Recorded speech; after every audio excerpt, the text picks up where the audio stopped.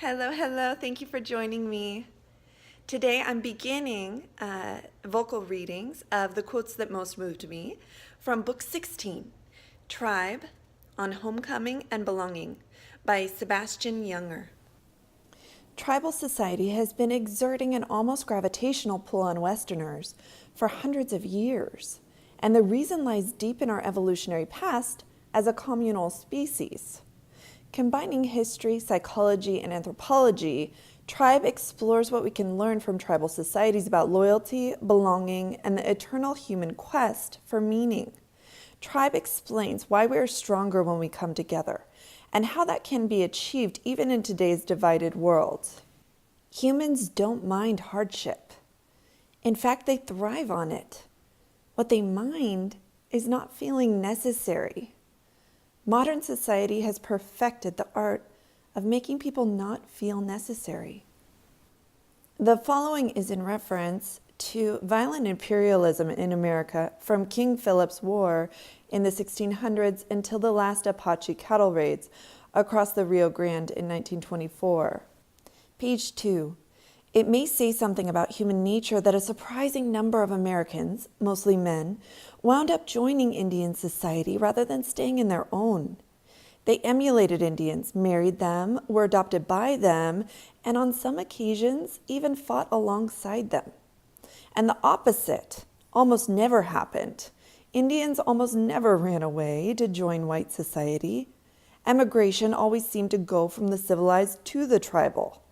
And it left Western thinkers flummoxed about how to explain such an apparent rejection of their society.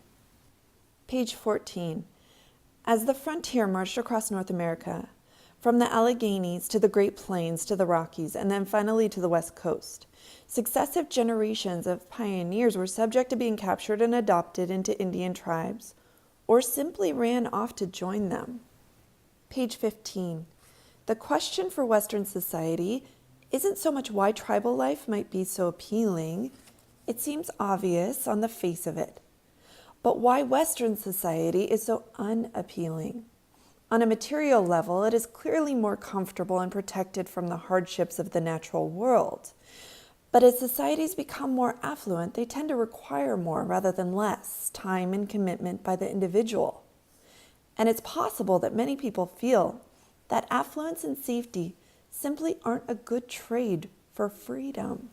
Page 18. First agriculture and then industry changed two fundamental things about the human experience. The accumulation of personal property allowed people to make more and more individualistic choices about their lives. And those choices unavoidably diminished group efforts toward a common good. And as society modernized, people found themselves able to live independently from any communal group. A person living in a modern city or suburb can, for the first time in history, go through an entire day or an entire life mostly encountering complete strangers. They can be surrounded by others and yet feel deeply, dangerously alone. Numerous cross-cultural studies have shown that modern society, despite its nearly miraculous advances in medicine, science, and technology, is afflicted with some of the highest rates of depression, schizophrenia, poor health, anxiety, and chronic loneliness in human history. As affluence and urbanization rise in a society, rates of depression and suicide tend to go up rather than down. Rather than buffering people from clinical depression, increased wealth in a society seems to foster it. Page 20.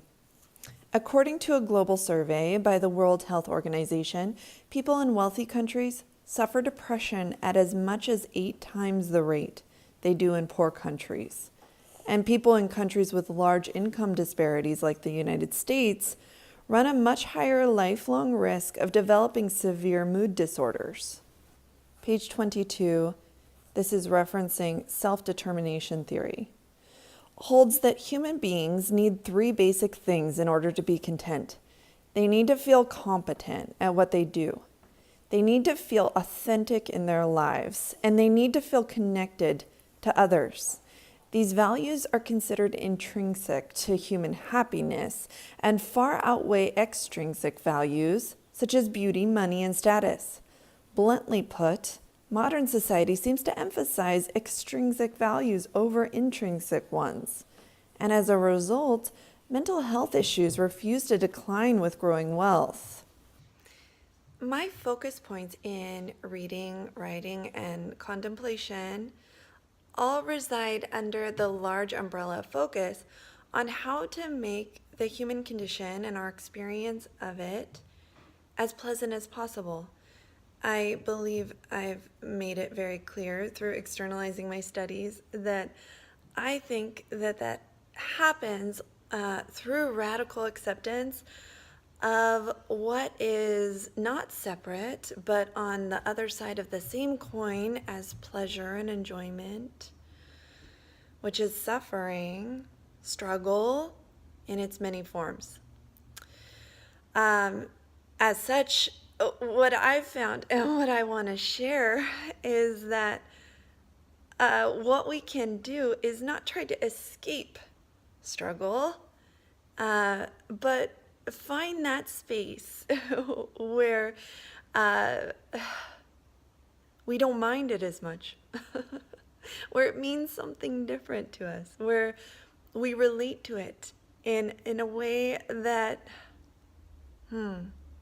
we don't resist as much because we understand what it infers, what it implies. I'm really enjoying exploring the patterns of thought from scholars and open hearts who are willing to share with us, who've had very distinct experiences in the human condition.